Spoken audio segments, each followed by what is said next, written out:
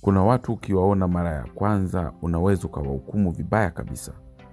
Wanaongea kidogo, wanakaa kimya, hawapendi kujionesha, na wakati mwingine wanaonekana kama hawajui kinachoendelea. Lakini ukweli ni kwamba baadhi ya watu wenye akili kubwa duniani hawajawahi kuonekana kama wajanja mbele za watu. Watu wengi huamini kwamba mtu mwenye akili lazima awe anaongea sana, anajibu kila swali haraka, au anajitapa kwa maarifa yake. Lakini akili ya kweli mara nyingi huwa tofauti kabisa na hivi mnavyodhani. Watu wenye akili ya juu huonekana wa kawaida kabisa, na wakati mwingine hata kama wajinga kabisa. Leo nitakuonyesha tabia 8 za watu wenye akili ya juu ambazo watu wengi huzichanganya na ujinga.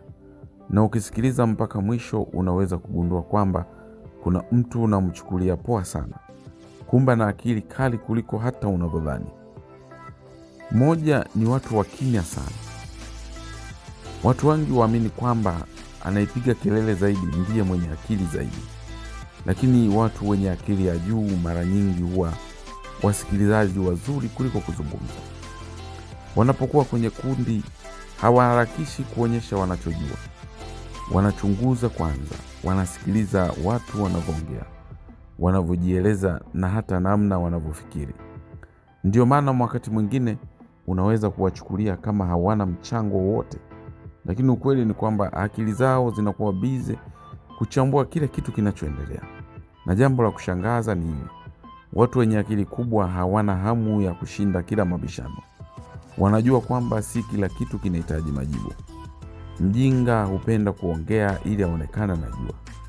Mwenye akili hupenda kusikiliza ili ajifunze zaidi. Pili, hupenda kukaa peke yao.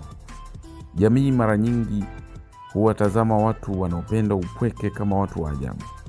Lakini tafiti nyingi zinaonyesha kwamba watu wenye uwezo mkubwa wa kufikiri hupata nguvu zaidi wanapokuwa wenyewe.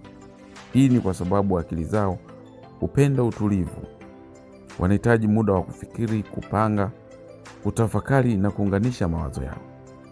Wakati wengine wanatafuta kelele na starehe muda wote, wao wanaweza kukaa masaa mengi bila kuongea na mtu yoyote. Lakini ndani ya akili zao kuna vitu na mawazo vinaendelea. Watu wengi hawaelewi hii. Wanafikiri mtu akiwa mpweke basi ana matatizo. Kumbe kuna watu wanakuwa peke yao kwa sababu akili zao zinahitaji nafasi ya kufanya kazi iliyo nzuri. Ukiona mtu hapendi makundi kila muda, usiharakishe kumwita mshamba au mwenye malengo. Inawezekana kabisa anatumia muda huo kujijenga kimawazo kuliko wengine wote. Tatu, huuliza maswali mengi. Wakati mwingine watu wenye akili huonekana kama hawajui kitu kwa sababu wanauliza maswali mengi sana. Lakini ukweli ni kwamba mtu mjinga hujifanya anajua kila kitu. Mwenye akili anajua kwamba bado ana mengi hajui. Ndio maana hawaogopi kuuliza. Wanataka kuelewa kwa undani.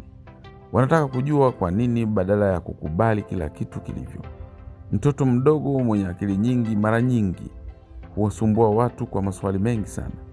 Vivyo hivyo hata watu wazima wenye akili ya juu wanafanya hivyo. Wakati wengine wanaridhika na majibu ya juu juu, wao huendelea kuchimba zaidi. Na hii ndiyo sababu mara nyingi wanaelewa vitu kwa kiwango ambacho watu wengine hawawezi kufikiria. Akili kubwa haimaanishi kujua kila kitu. Inamaanisha kuwa tayari kujifunza kila siku. 4, hujiona kama hawatoshi.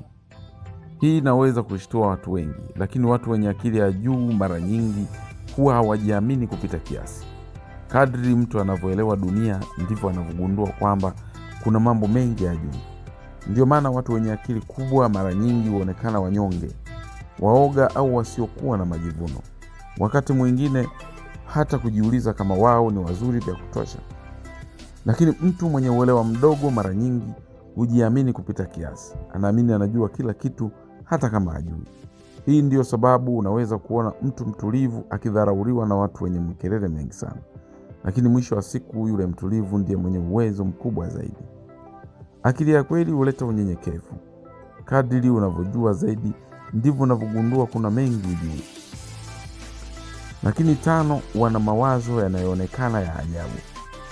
Watu wenye akili kubwa mara nyingi huonekana tofauti. Mawazo yao hayaendi kama ya watu wengine. Wanaweza kuamini kitu ambacho wengine hawakielewi. Wanaweza kufanya mambo tofauti na jamii inavyoelewa.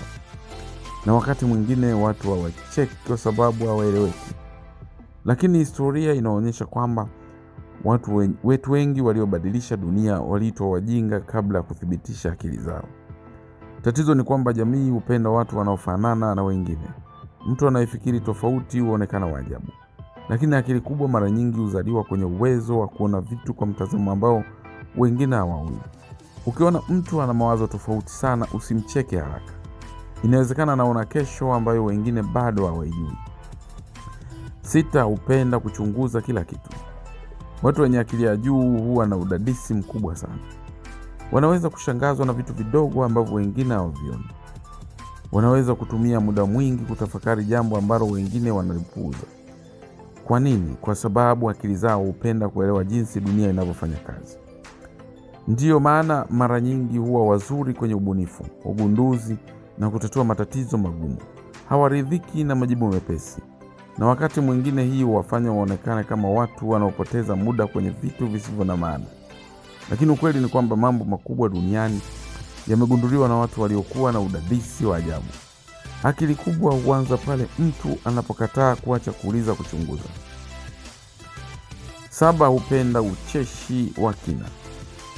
Watu wenye akili ya juu mara nyingi hupenda utani ambao si kila mtu anauelewa. Wanaweza kucheka kitu ambacho wengine hawajaona, hata kama kinachekesha.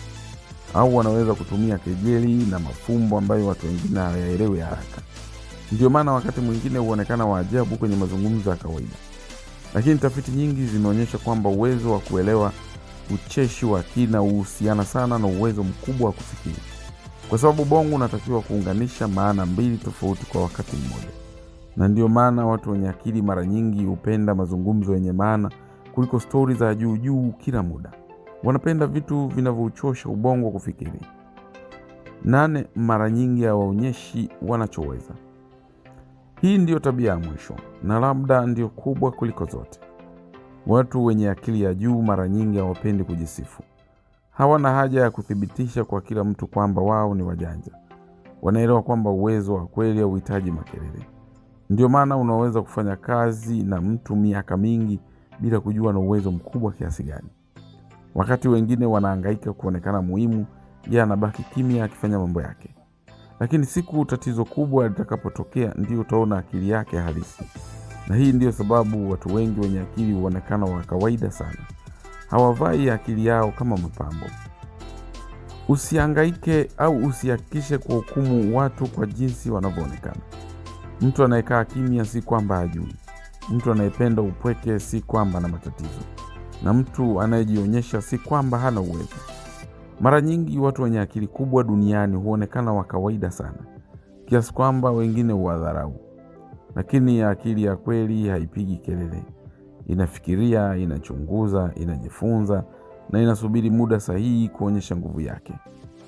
Na sasa niambie kwenye comment, ni tabia ipi kati ya hizi umeiona kwa mtu unayemjua, au labda umeigundua ndani yako mwenyewe?